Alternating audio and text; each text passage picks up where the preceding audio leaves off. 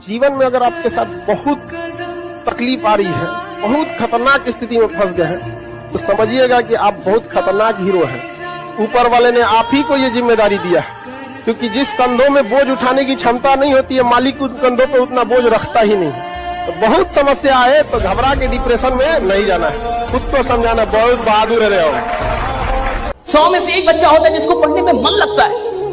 99 बच्चों को बोलना पड़ता है नालायक अब तो पढ़ लिख कर एग्जाम है। 99 बच्चों को मन नहीं करता। जीवन का आधा हिस्सा मजबूरी से काम करते हुए गुजरता है। और कई लोग जब नौकरियों में आते हैं तो भी मजबूरी से नौकरी करते हैं। दुकान खोलते हैं मजबूरी में खोलते हैं, धंधा कर रहे हैं मजबूरी में कर रहे हैं, यहां तक कि साला शादी भी की तो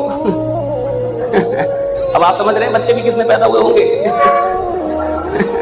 ये गेटिंग माय पॉइंट। तेरे सारे काम तो मजबूरी के हैं। तो धंधा कर रहा है मजबूरी में, काम कर रहा है मजबूरी में, शादी की मजबूरी में, बच्चे पैदा की मजबूरी में, पाल रहा है मजबूरी में, तलाक नहीं दे रहा मजबूरी में। ये कोई क्या बोलेगा? देखो, इतिहास वो नहीं बनाते जो मजबूरी में काम करते हैं, इतिहास वो बनाते जो मोहब्बत में काम करते हैं, जो मोहब्बत से काम करते हैं, मोहब्बत से काम करते हैं। निकम्मे लोगों की पहचान बिना मेहनत और काम पैसा ज्यादा चाहते हैं। आप किसी भी बड़े आदमी को, मतलब जो भी बहुत बड़े लेवल पे है, आप उसको देखिएगा बहुत मुश्किल से बहुत ज्यादा वर्क करता है। आज जितना मिलेगा सब ना 8 घंटा की जगह सोचेगा 6 घंटा काम करके भागेंगे, बाकी काम चोरी काहे करता है। आज जिसको सब कुछ खो कर भी पाने की तमन्ना है ना, कल एक वक्त आएगा जब मुफ्त में मिलेंगे तो भी आपको मंजूर नहीं होगा। जिस दिन और जीवन की लड़ाई में 2 ताकतें बहुत काम आएंगी, एक मन की और एक शरीर की।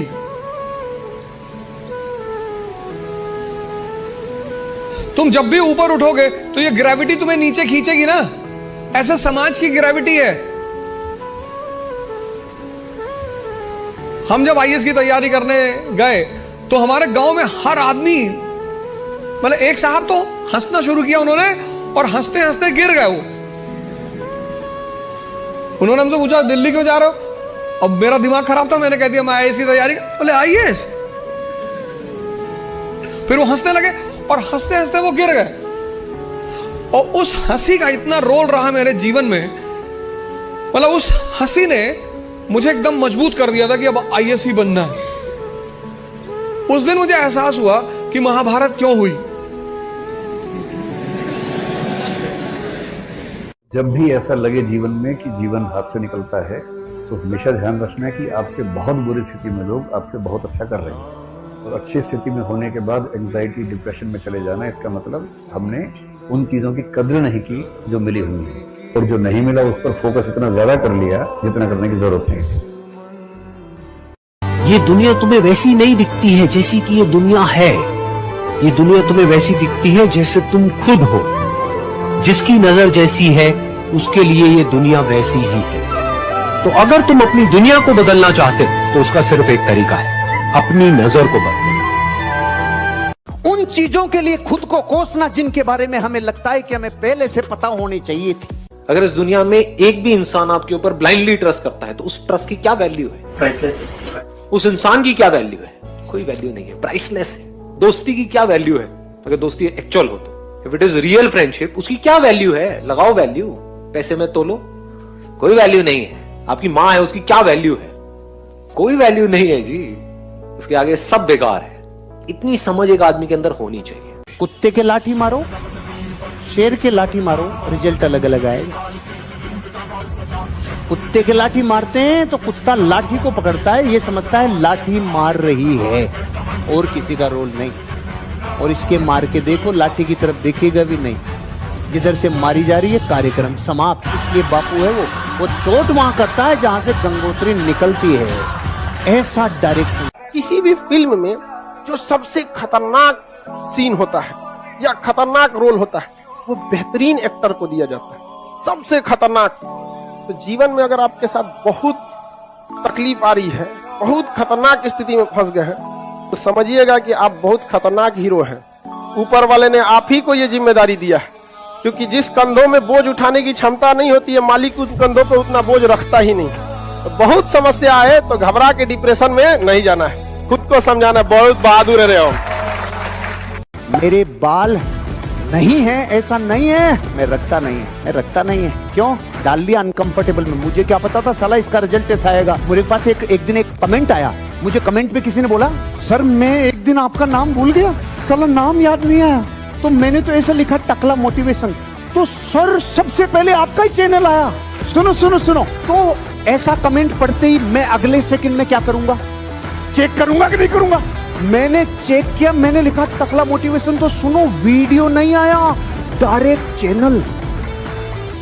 मैंने कहा प्रभु देखो, मैं अपने जीवन का रहस्य बता रहा हूं, सुनो। मैंने जब जब अपने आप को अनकंफर्टेबल सिचुएशन में डाला ना हरीश जी, चांदी चांदी हुई से, कभी घाटा हुआ ही नहीं। Stop listening to too much motivation.